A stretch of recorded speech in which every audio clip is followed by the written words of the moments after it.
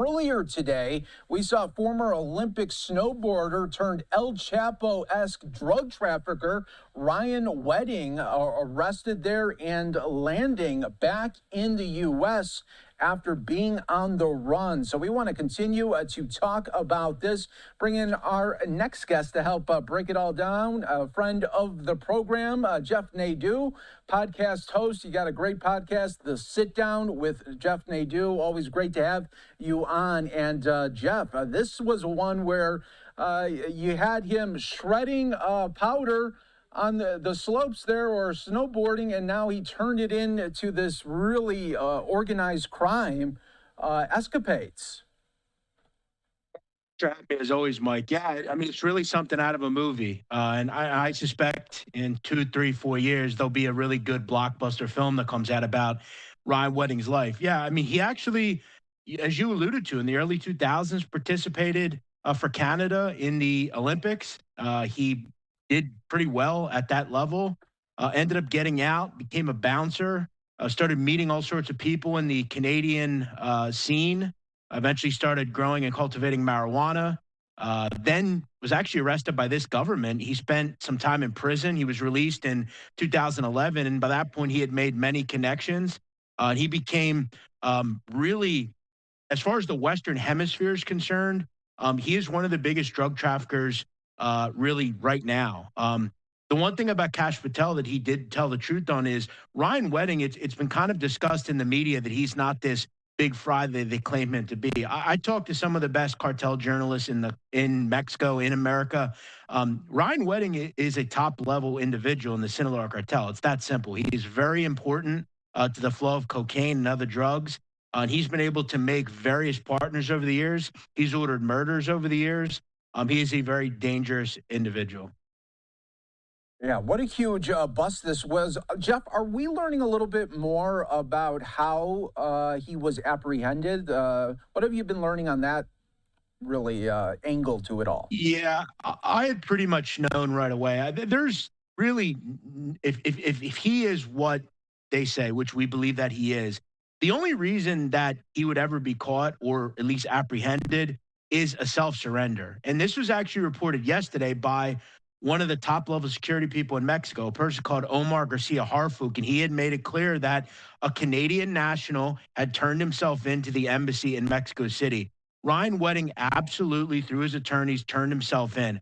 My guess is he absolutely has interest in, really freeing himself from being in this world. He knows better than anyone that if he stayed in Mexico, he would probably be either a shoot-to-kill mission in Mexico or his counterparts would take him out. He will likely now go, like many of these people do, and I'm sure he'll, in the next few days, begin speaking with the government. Yeah, and being such a top-level guy here, I mean, how many people do you think that he could possibly bring down by him singing to the feds? Well, look, we have to understand the magnitude of what the Sinaloa cartel is. I think a lot of people think they're just some organization that sells drugs. No, they're a Fortune 500 company, and they're a top 10 employer in Mexico. Yes, you heard that correctly. They employ tens of thousands, hundreds of thousands of people. This is an individual who has essentially top-level ears in terms of there are two factions that lead the Sinaloa cartel, Los Chapitos, the Sons of El Chapo, and another group. Mr. Wedding has direct connection to the top-level person, a person, Ivan Archivaldo Guzman, who is the son of El Chapo. My guess is they would try to get information on him. I would think he has a lot of high-level government people, police, and they're going to try to get corrupt officials here. Look, Mike, the truth is we've seen this time and time again.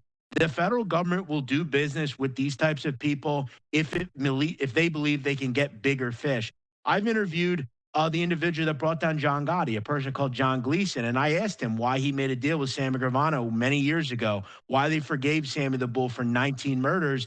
And he essentially pointed out to me they believed that the method of cooperation that Sammy could give them would put away far bigger and far more people than just one arrest. So they're going to get a lot of people due to the cooperation of Ryann Wedding. He's a vast guy with profound impact on the flow of drugs. So, yeah, I would say it would go right up to the top. And if they can get Ivan Archivaldo off the street, that will essentially puncture one faction of the Sinaloa cartel because they're a fractured group.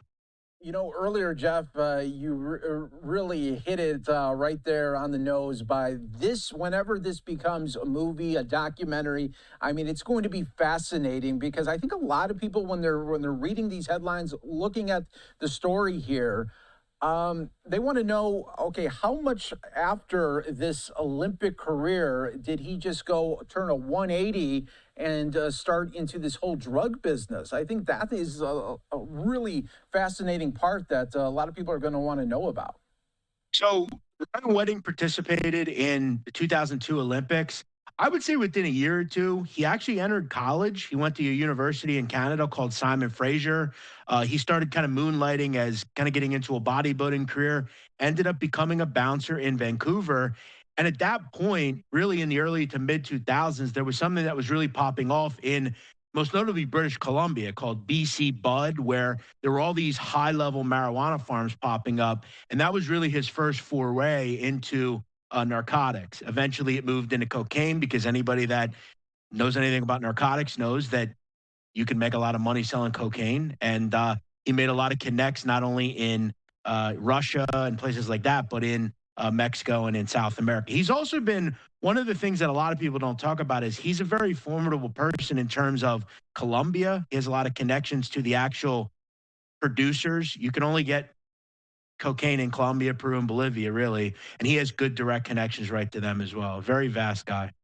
I mean, this is in so many ways feels like it's going to be an upgraded movie to American Gangster. Like this is going to be on levels that is going to be much different and maybe more captivating, if that could even be happening. Yeah. And I think what will ultimately happen is, we've seen it in another case right now going on that a lot of the American public really doesn't even realize. But two of El Chapo's sons are currently in U.S. custody. They have made cooperation agreements. There's a lot more you can glean from speaking to these people. And what's crazy is at some point, Ryann Wedding's not going to do life in prison. That's very low. Very few people end up doing that. My guess is they'll make him a deal. And look, nowadays, Mike, you can make a lot of money from telling your story. So I would think at some point a good movie would be made. Who plays him? I don't really know, but I'm sure it'll be good either way. Yeah, no doubt about it. Jeff, thanks so much for joining us always on Live Now from Fox. We appreciate your insight and analysis and come back anytime. Have a great weekend. Thanks as always for having me, Mike. Have a good weekend.